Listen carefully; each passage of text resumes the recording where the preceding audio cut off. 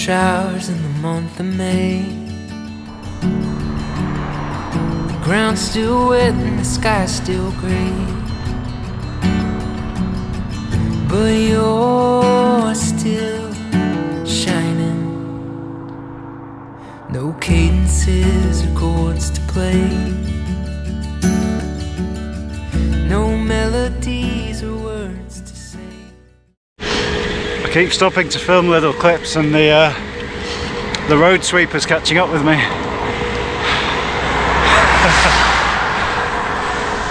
Hey folks, hope you're doing well. Welcome to a little video. It's been a while. I've almost forgotten how to use my camera. But yeah, welcome to Blackstone Edge. It's a big local test climb. It's a great climb. Probably starts around 400 feet or so and goes up to, I think, just over 1200 feet. I'm not sure about the exact sort of segment, if you like, on Strava and the like, but a couple of miles long, I think. I'm not out with my bike computer today, so I can't tell you the grade, but not crazy, but not gentle either. It's a proper workout, or at least it is for me.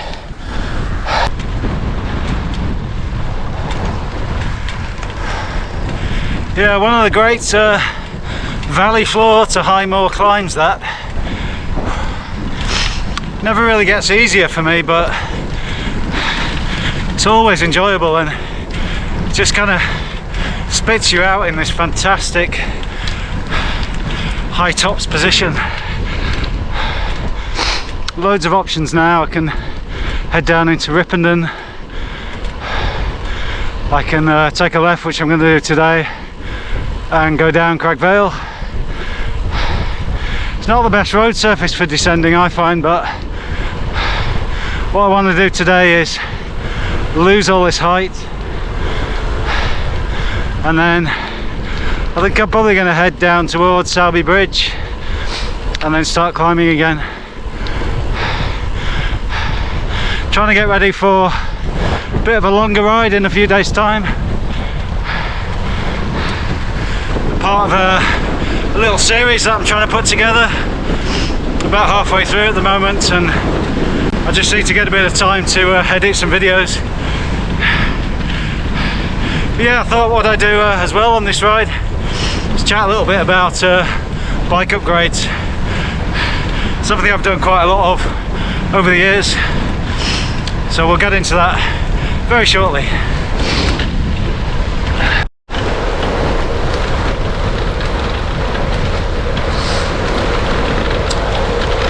It's quite flat up at the top here of Cragvale. It is, however, the longest continuous climb in England. It's coming up the other way. Very, very gradual in places, but you're still ascending.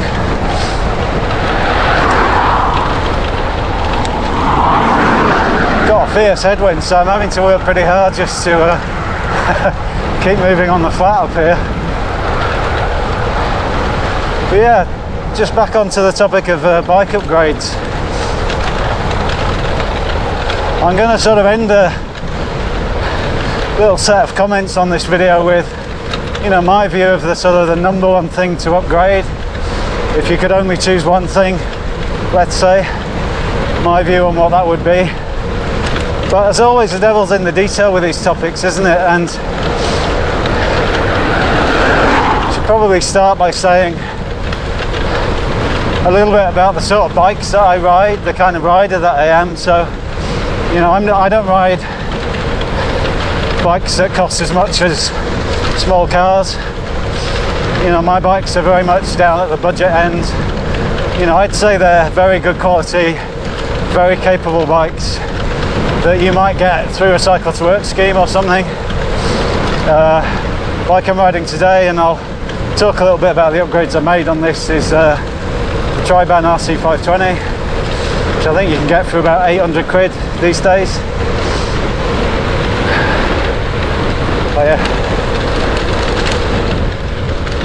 The other road bike that I use, or the main other road bike that I use, is Boardman SLR 8.9, again around about the £1,000 mark. So the comments that I'm going to make are, I suppose, reflective of that type of bike, and also reflective of the type of riding that I do. So I live up in the Pennines.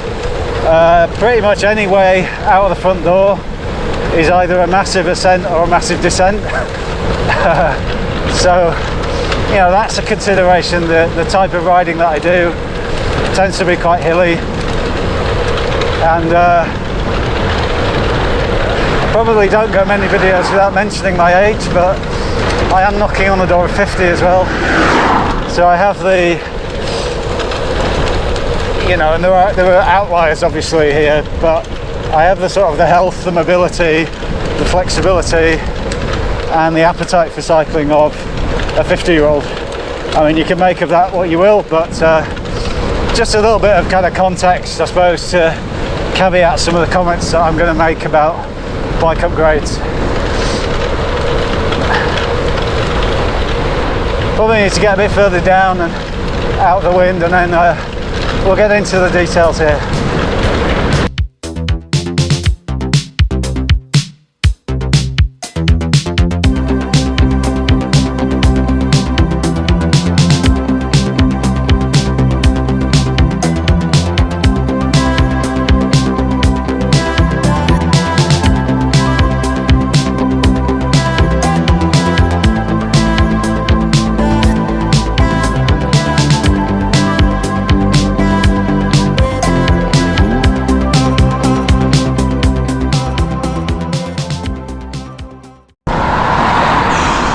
That descent is a lot of fun, I must say. It's coming into Mythermoyd now. So many cyclists out today. I think everybody's stunned that it's not raining, or that there aren't 45-mile-an-hour gusts of wind. Weather's just been shocking recently. Anyway.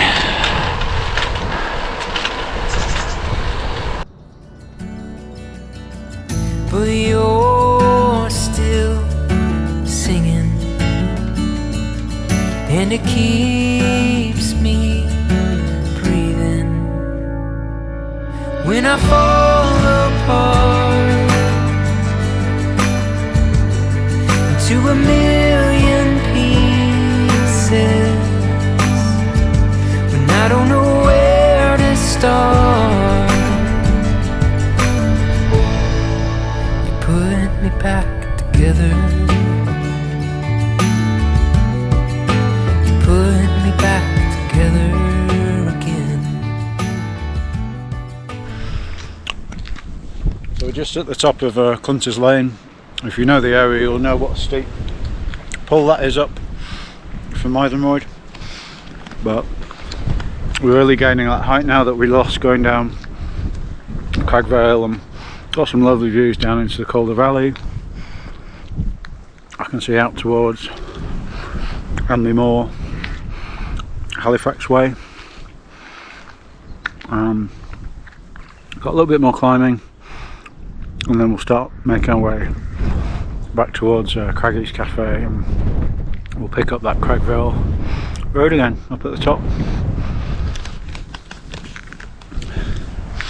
But yeah, just a little set of comments around bicycle upgrades. I think you've really got to decide, you know, you upgrade for some kind of gains, don't you? I'll take my glasses off. I suppose you've got to decide what kind of gains you're really looking for, and you know, I think there's lots of reasons why you might look at particular upgrades for a bicycle. Three that spring to mind for me are a comfort, definitely, kind of safety and stability, and performance, and depending on what area you want to really make gains in, I think they dictate the sort of things that you might look to upgrade. I should really call this bike Trigger's Broom, which is a slightly obscure reference, but just to say that I've changed so many things on it, it's barely recognisable from when I took it out of the store, you know, 5-6 years ago, whenever it was. It's got different handlebars, it's got a different stem, it's got different tyres, it's got a different chainset or crankset, whatever you call it, GRX. It's got a much larger cassette on the back, and it's got with this little wolf tooth road link a different derailleur position as well to cater for that big cassette. So I've kind of changed and upgraded lots of things on this bike, and really I suppose the primary motivation for me, I'm just waving a Snickers bar at you, aren't I, in front of the camera? Sorry about that. But the primary consideration for me has always been comfort, and you know, the wider tyres are really make for a more comfortable ride. They really suit the sort of riding around here, which I like to do on this bike particularly, you know, mix of roads and towpaths and a little bit of light gravel, and you know, these 37mm are absolutely brilliant. The wider bars give me a little bit of stability when I do go slightly off-road. I've got you know, a shorter and a higher stem, so just a much more comfortable riding position. A huge choice of gears, and you know, we've just been up this Clunters Lane here. I'd say that's probably 20% in places. I haven't got my little bike computer today, so I'm not 100% sure, but it's chuffing steep. And but you know, with this kind of gear setup, it doesn't really matter. You just choose a spinnier gear and take your time, and that's, you know, very much the kind of cycling that I'm into these days, that I really enjoy. It's not about performance. I'm not overly concerned with the stability and the safety, but I think a lot of the comfort upgrades that I've done kind of enhance that anyway. You know, really wide tyres, pretty bomb proof, probably adds a little bit of stability and maybe a touch more safety as well into the bike, into the riding. So yeah, lots of, you know, options depending on the, as I said, the sort of gains, the focus on particular gains that you want to make. I think out of all these, there is probably one upgrade that, you know, I would recommend looking at above all others, with all those caveats that I think I mentioned at the start of the video. So it's very dependent on the type of bike you're riding, the context in terms of you as a rider and where you ride. But there is one particular component that I think above all others, if I was starting again and I only had one upgrade possible, that I would make. But yeah, we'll get into that in a second. I think I'm going to finish my Snickers. Sorry for waving in front of you. If you're hungry watching this, we'll make our way just up onto the tops, and then, as I said, we'll start heading homeward. Just a fantastic dry day, and this is a rare treat at the moment here in the UK. Rise and the levee breaks through your tear-filled eyes and your hands that shake.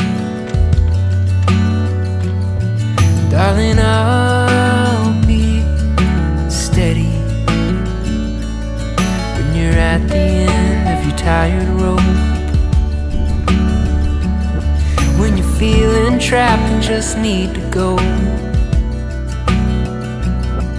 Darling, I'll be ready when you fall apart. As the name said. To a million pieces when you don't know where. It's beautiful views now to Studley Pike. It's a kind of a high level sky road this, or a shelf road, or I don't know, it's like a Calderdale Plateau. Really stunning cycling. And as I've said many times on lots of different videos, it takes a little bit of effort getting up here, but it's so worth it.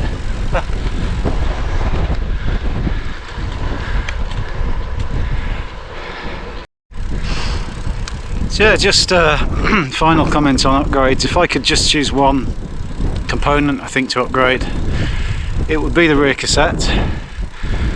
I think it's a view I've stated elsewhere before, but I think road bikes generally are sold with pretty small cassettes, and it's of course a trickle down from the kind of performance athletes that use road bikes that can push an enormous tonnage of watts. Mixing up the language there, but you know what I mean, and probably don't need larger cassettes on the back, or can just power through and power up hills. But you know, for the average Joe Blogg cyclist, I think generally an extra few teeth on a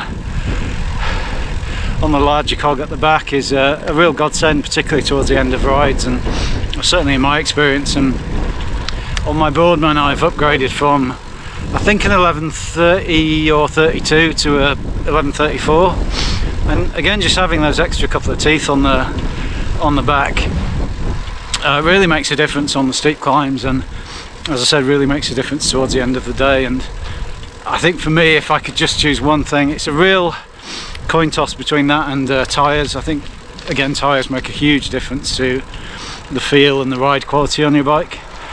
But somebody put a gun to my head and said you've only got one option, it would be a rear cassette for me. Right, I need to get my other hand back. It's a bit of a descent here. So yeah, I'd be really interested to know what kind of upgrades you've looked at, you've tried out on your bikes, and what kind of difference you feel that's made to, you know, the feel and performance of the bike, or your riding style. Do let me know in the comments down below. And you know, it might be in the future when I get into, or if I get into, higher performance bikes, it'll be about power meters and carbon components and the real weight weenie type stuff. It's not a consideration at the moment, but you never know, you never know. Anyway, just remains to say thanks so much for following along, and if you stuck this far in the video, really appreciate it. Please do consider liking and subscribing and all that jazz. There's a cafe there, I'm so tempted to dive in, but I don't feel I've done enough miles to earn it today. Yeah, please do consider liking and subscribing, and I really appreciate every single one of you that follows along and supports the channel. And just remains to say, stay safe, take care, and happy cycling. I'll see you on the next one. Bye for now.